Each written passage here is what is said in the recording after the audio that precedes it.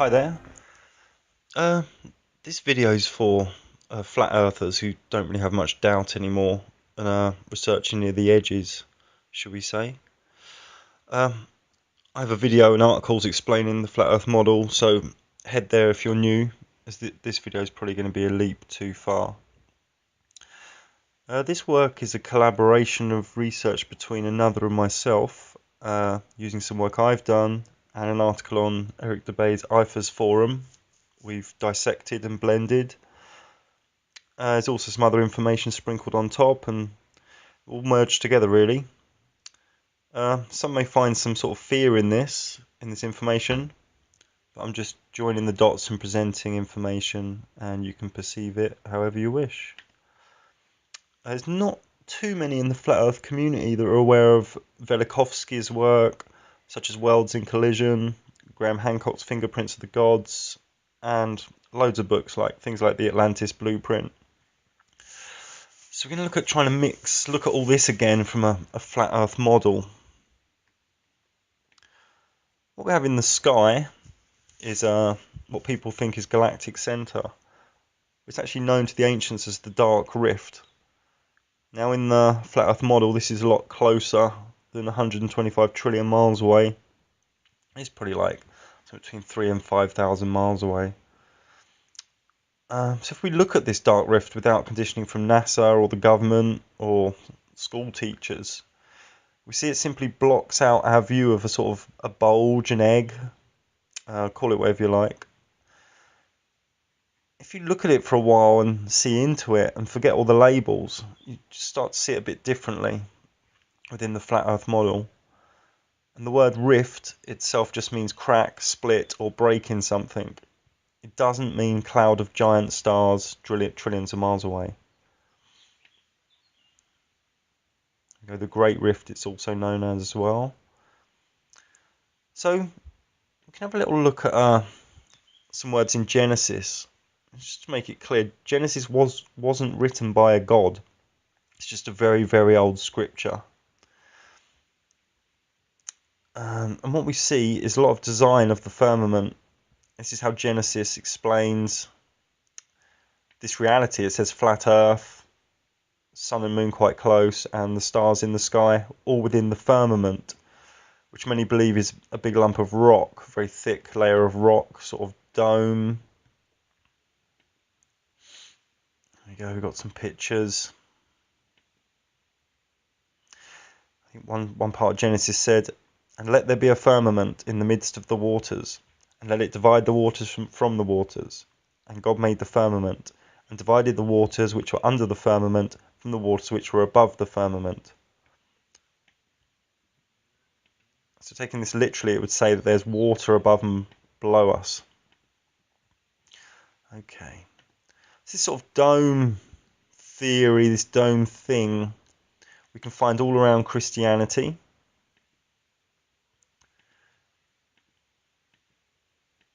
And they really went to town on it. They didn't just plonk up a dome. They really put some art in there as well, didn't they? The Buddhists like a dome.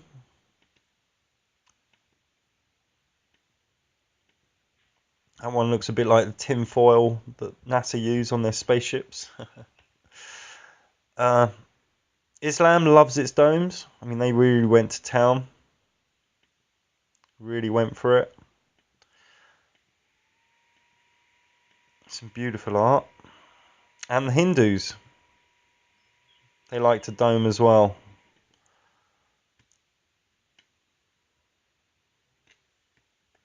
You can even see in the modern world, I think it was like £100 million spent on the Millennium Dome.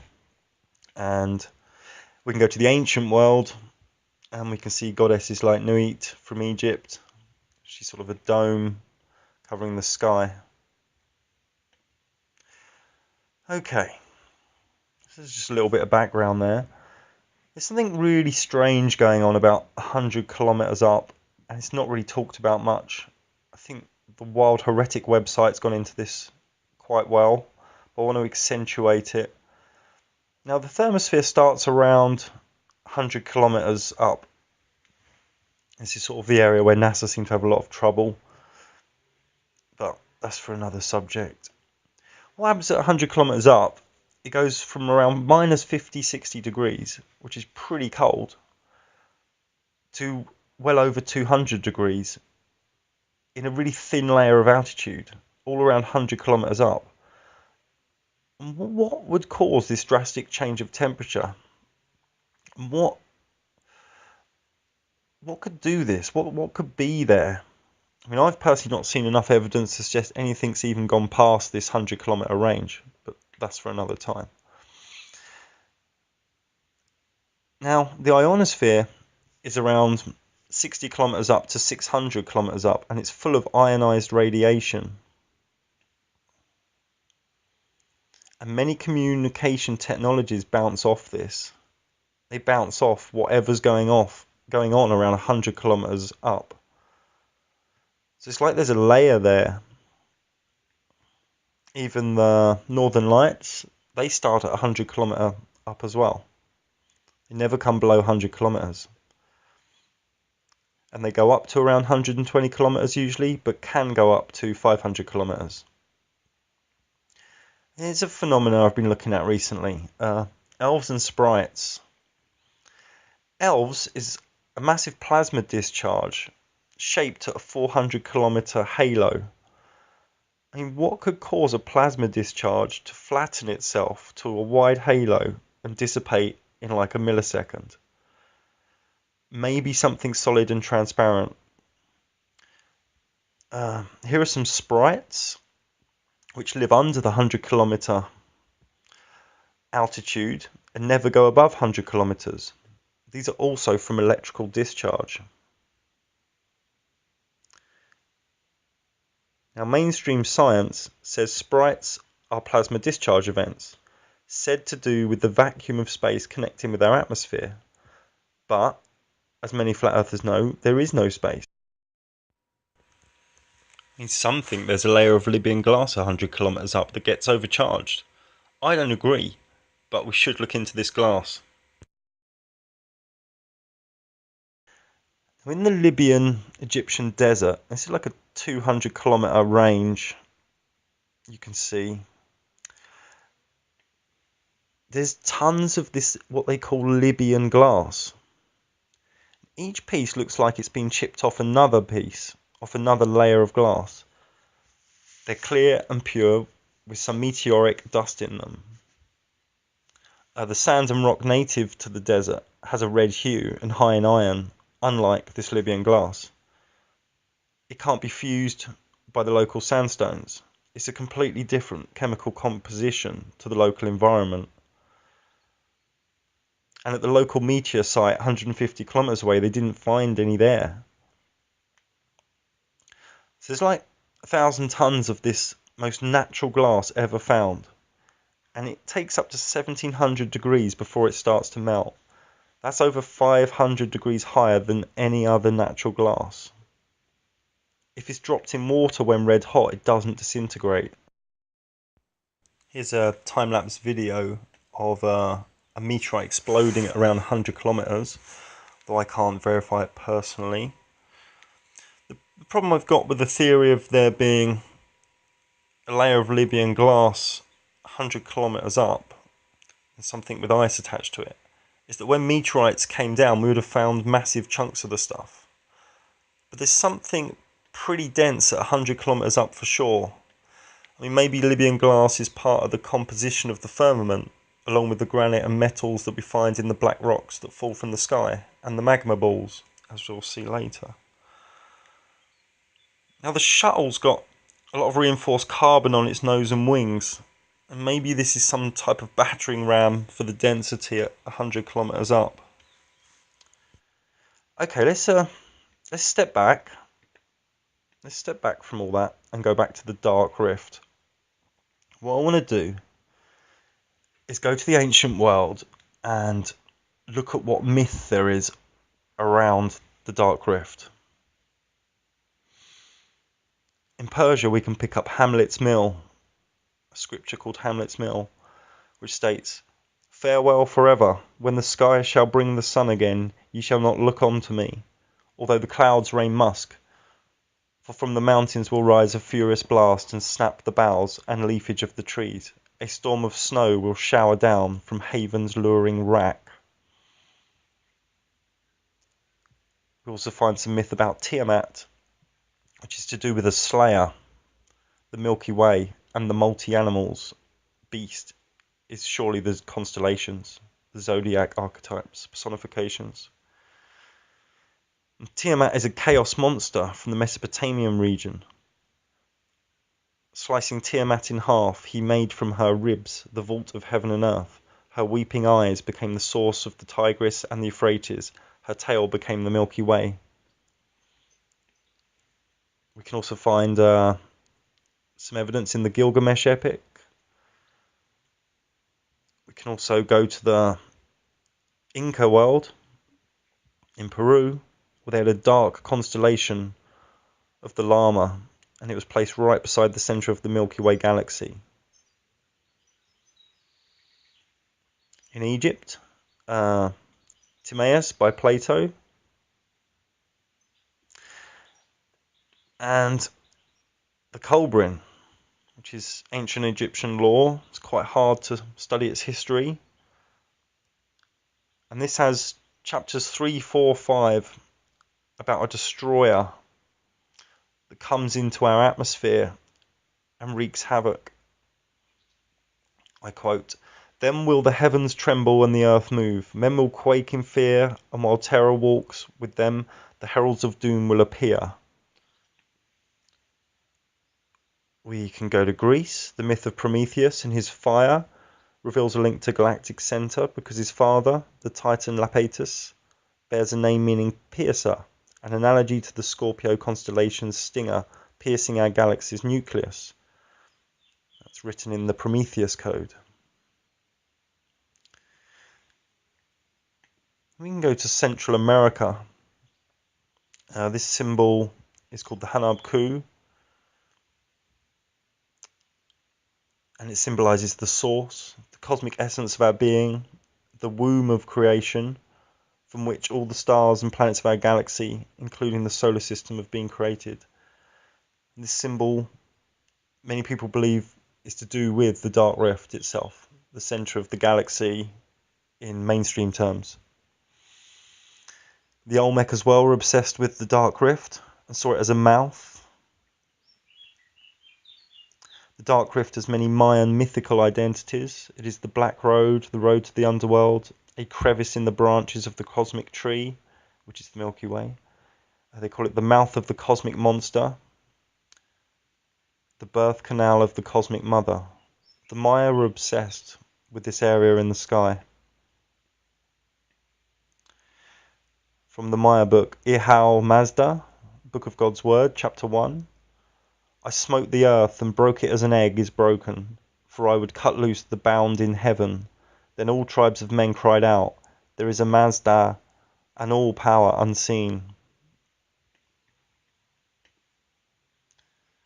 There's a lot of depictions of a serpent sun god all around the Maya world.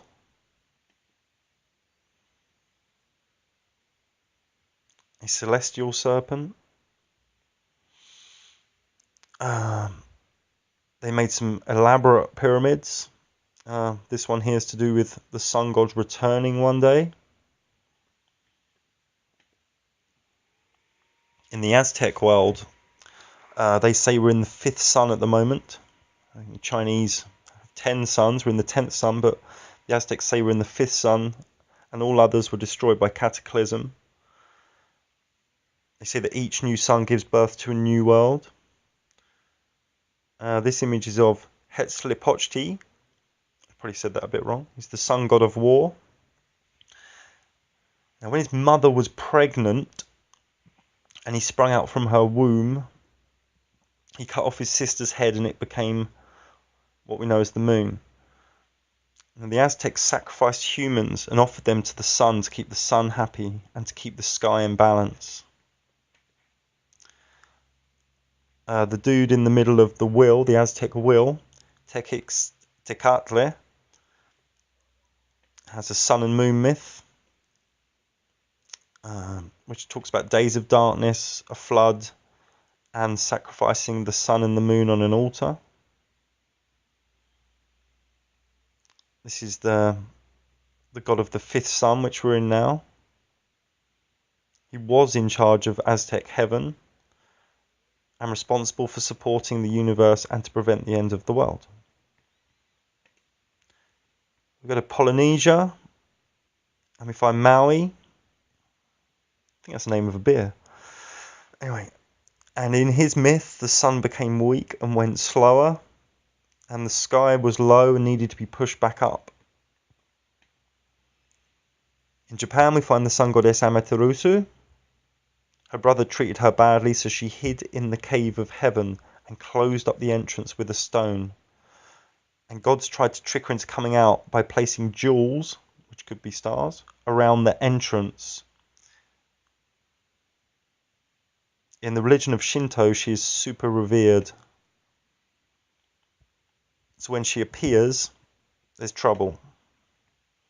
Run for the hills, as these dudes are doing. In India, there's a lot of myth about the cosmic egg breaking and the churning of the Milky Way. In the Laws of Manu, we read, Herto, son of Neph, born of an egg, descended out of the highest heaven. He was a most gracious lord, and in difference to Om, smote against the rocks of heaven. So when the egg was broken, one half of the shell ascended, and the other half became the foundation of the world. We can find this myth everywhere in Iran, in the Aborigine world. A lot more covered on my article, which is on wakewakey.com. I think the article's called Flat Earth, Dark Rift and Galactic Center. In China, we see from the Book of All Knowledge, this is a 4,000 volume collection, told of the repercussions of mankind's rebellion against the gods. I quote, "The earth was shaken to its foundations, the sky sank lower towards the north, the sun, moon and stars changed their motions. The earth fell to pieces, and the waters in its bosom rushed upwards with violence and overflowed the earth." The Aborigines, the Kaurna Aboriginal people of the Adelaide Plains, they saw the Milky Way as a river in the sky world, and the dark patches where a dangerous creature known as Ura lives. In Norse mythology, they had a giant serpent at Earth's center, a destroyer of the world tree who eats corpses to sustain itself. Nordic mythology, we also find at Ragnarok, the sky splits into two. I quote, "The sky splits into two. From the split, the sons of Muspel ride forth. Surtra rides first, surrounded by flames, his sword brighter than the sun. Hai says that Muspel's sons will ride across Bifrost, described in Gylfaginning as a rainbow bridge, and that the bridge will then break." Bifrost, the rainbow, was the bridge leading from the earth, called Midgard, to Asgard, the home of the gods.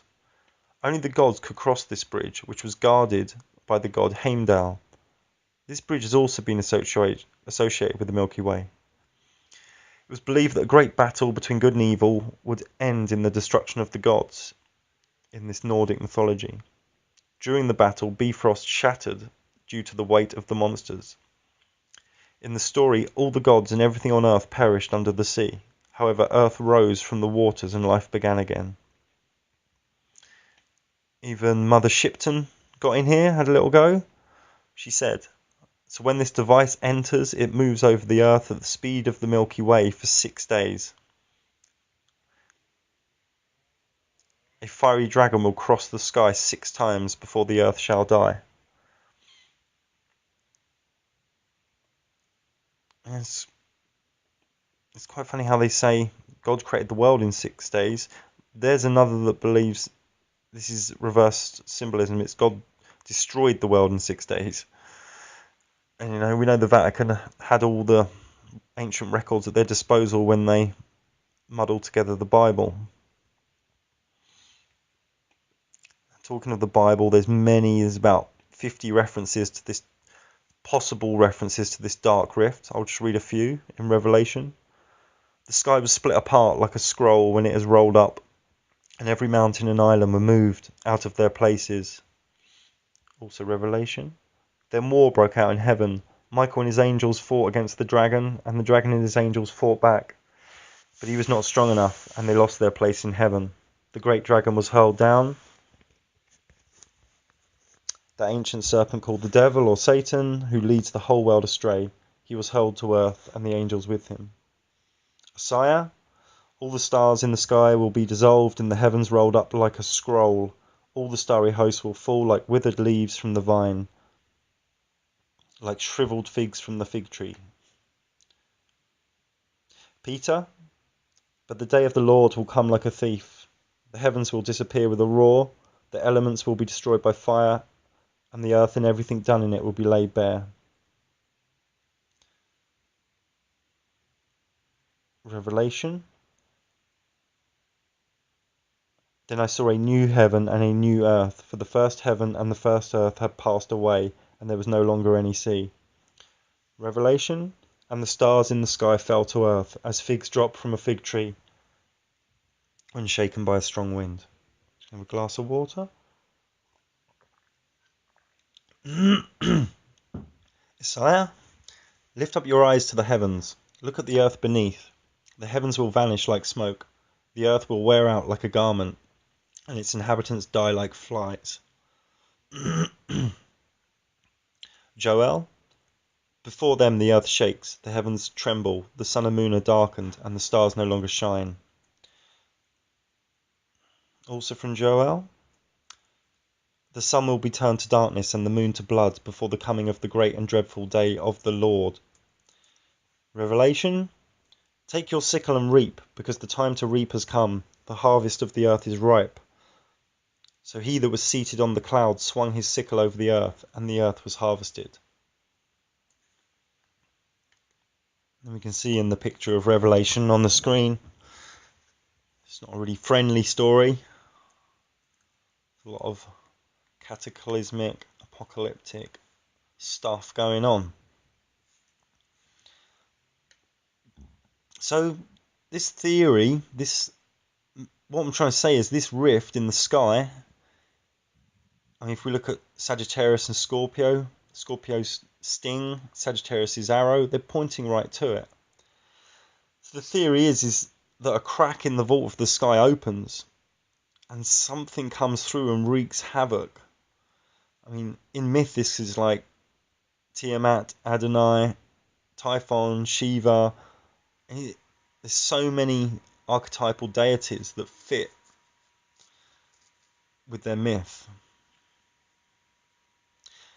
Also, there's much myth around the world of a new sun coming out amidst huge torrents of water falling from the sky.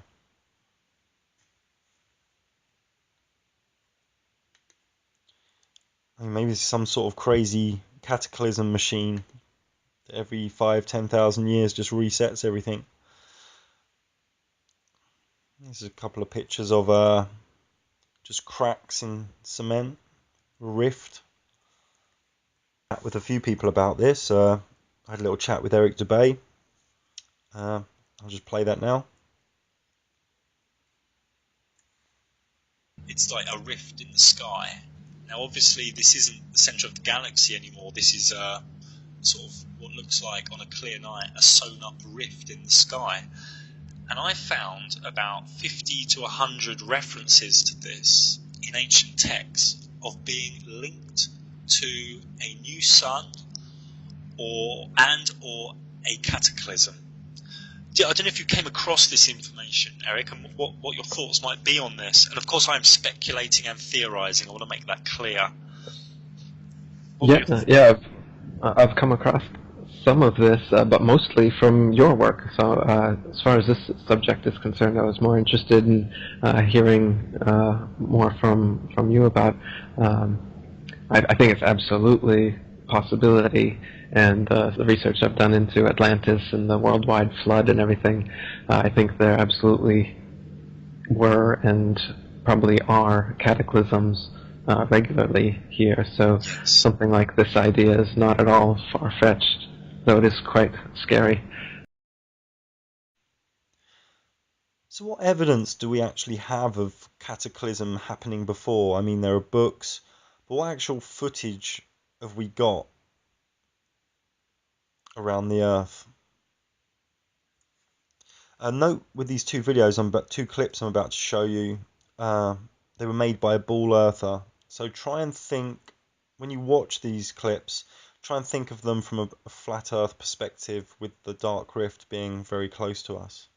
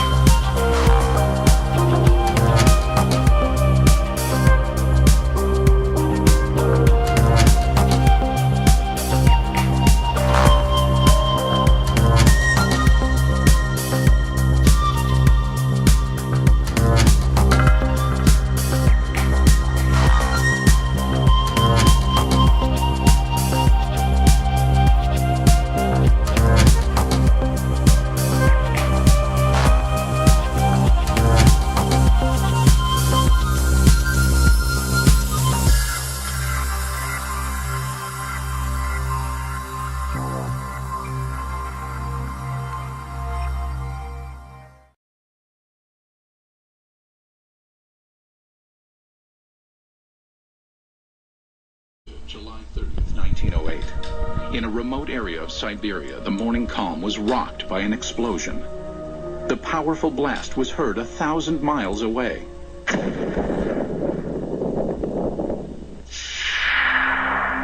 There was an enormous firewall blast, something on the order of 15 megatons of equivalent energy, which is roughly 1,000 times that of the Hiroshima blast at the end of the Second World War. This was an extraordinary event. Because of the remoteness of the Tunguska region, it was almost 20 years before any government researchers visited the site. The first expedition to reach Tunguska was headed by Russian mineralogist Leonid Kulik. When the initial expedition got to the Tunguska area in 1927, the natives were reluctant to show the scientists into the region because they thought the god Agdi had devastated the area because of the wickedness that was going on, and he had destroyed the trees, killed the animals. Kulik eventually convinced locals to direct him to the blast location.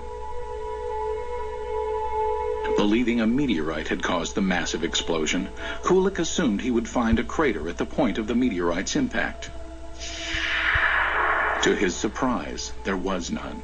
He looked for meteorite samples on the ground because often when an object hits the Earth, it throws up debris, and the debris is recoverable around the edges of the crater. But of course he didn't find that either. What Kulik discovered has stirred UFO debate for decades. At the blast's epicenter was a frozen swamp with an untouched clump of fully grown trees in the middle. Circled around the grove, 10 million dead trees lay in a symmetrical ring, seemingly mowed down by a cosmic scythe. So here we have an enormous blast site with no crater, no fragments or meteorites around the rim of the crater, and this radial pattern of burnt trees knocked down for some 20 miles in all directions. In the years that followed, others traveled to Tunguska to study the unusual occurrence. There might have been fruits obtained by labors of another expedition sent by the head of the Soviet secret police in the late 1940s. But all we know is that such expedition existed. We do not know what has happened to the items and the information it collected. There was no meteorite crater found. Trees were flattened, but nothing was burned. There was no impact anywhere. And what could have caused this? Could it be some glass falling from what we spoke about earlier, or some ice stuck below the glass? Maybe there's a thick layer of ice. It's hard to know, but no one knows. So we need to start looking at these things from a flat Earth perspective. And when we do, we find that the dark rift was actually above it on that day, 30th of June 1908.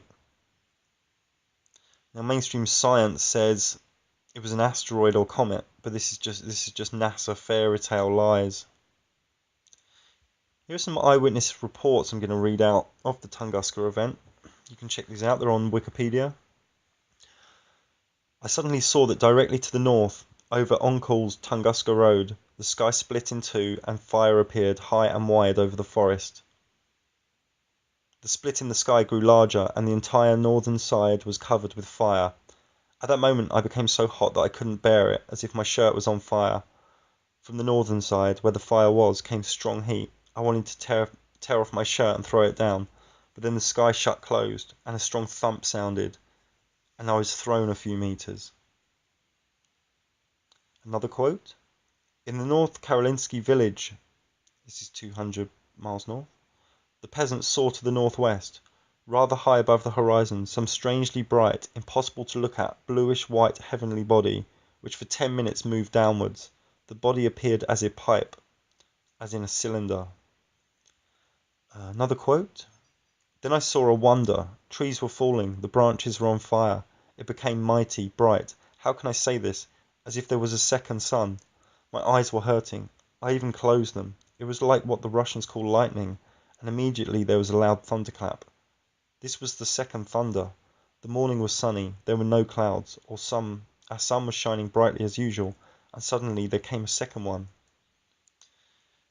And important to know that on this date the Dark Rift was above Tunguska.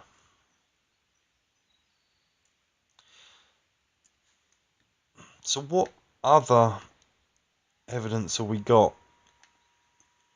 Now there's a Nordic god called Heimdall who blasts on his trumpet to announce the onset of Ragnarok, the Norse equivalent of Armageddon. The Book of Revelation also talks of trumpets. And in Corinthians it says, "Trumpets will sound and the dead shall be raised and the living will be transformed." I just want to play you a couple of clips on a strange phenomena going on in the world in recent times. And to me it sounds a bit like something high above is creaking. But make your own mind up.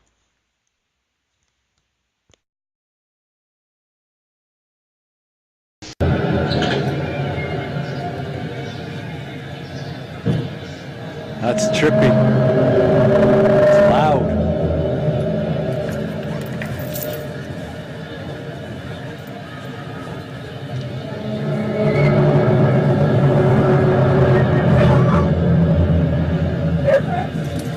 It's even got my dogs barking.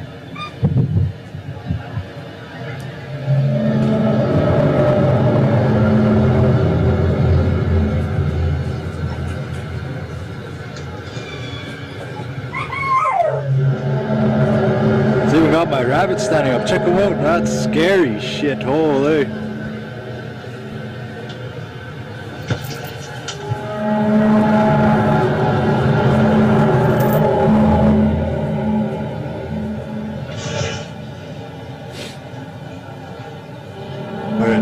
It sounds like, oh no, in the sky, hard to see, really hard to see.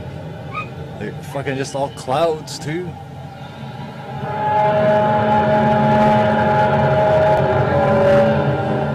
What's that, crazy? What's that?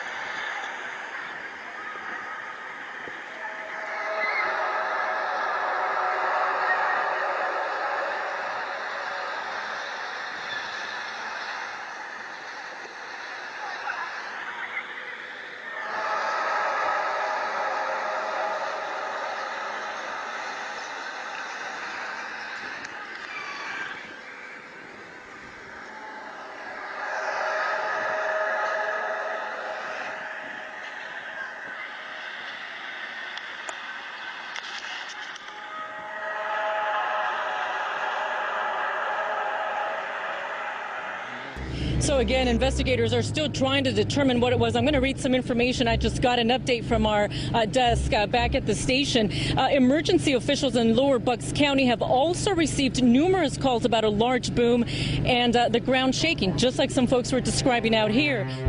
So far, no explanation of what happened here, but it really got the attention of a lot of people, even as far away as Ben Salem, reporting that they felt that their homes were shaking. Police radio have received a lot of calls. The police have received calls. There's been a lot of buzz over the last few weeks about strange sounds being heard in the atmosphere. People around the world and here at home have reported hearing some bizarre noises. The latest were recorded in the Battlefords last weekend. John Baglieri has more on the strange occurrence that could have a very logical explanation. It came in many forms last Sunday night. To some, it sounded like trumpets. To others, a mariner's horn. North Battleford's mayor says he can't explain it. What I was hearing was what I experienced as possibly scraping. Mike Halstead was lying in bed when his phone rang. Calls and text messages came in from his friends saying they too had similar experiences. That's when the goosebumps got me, and I kind of thought, yeah, it's awfully strange. Hey, 93.3 The Rock? The next day, the local radio station The Rock got flooded with over 40 calls and Facebook messages, each person wanting to know what that sound was last night. I don't think I've ever had a response that big about something, and it's interesting, right? Human nature, people just want to know what the sounds are. It's now days later, and the city is still abuzz with talk about the sounds. Everybody with their own guess, estimation, or explanation as to where they came from. I've heard that Jesus is coming back. I've heard that it's 2012, the world is ending. This phenomenon stretched beyond North Battleford. Similar experiences were reported in Saskatoon, northern Saskatchewan, and parts of the U.S., even in Europe.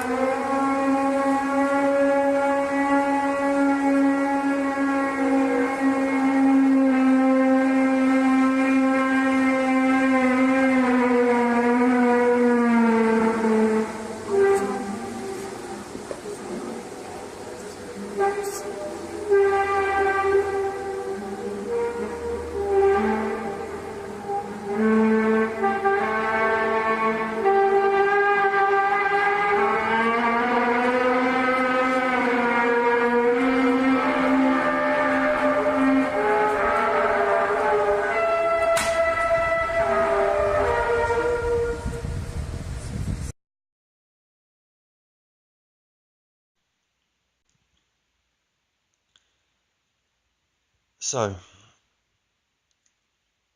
maybe the movement of the sun and moon generate a certain pressure which pushes on the surface of the earth. And some say this is how tides form, and people are all affected by the sun and moon. So there is something, whether it's pressure or energy. Maybe this pressure or energy also affects the dome, the firmament. And maybe if the sun ever deviates from his path, this causes more of a problem in the firmament. It could create extreme weather, climate change. I mean, the magnetic north shifting. Things are starting to buckle a little bit. Let me just read you a few quotes. In the ancient Chinese writings, there was a legend of a long day. The Incas of Peru and the Aztecs of Mexico have a like record. And there is a Babylonian and Persian legend of a day that was miraculously extended. Another section of China contributes an account of the day that was miraculously prolonged in the reign of Emperor Yao.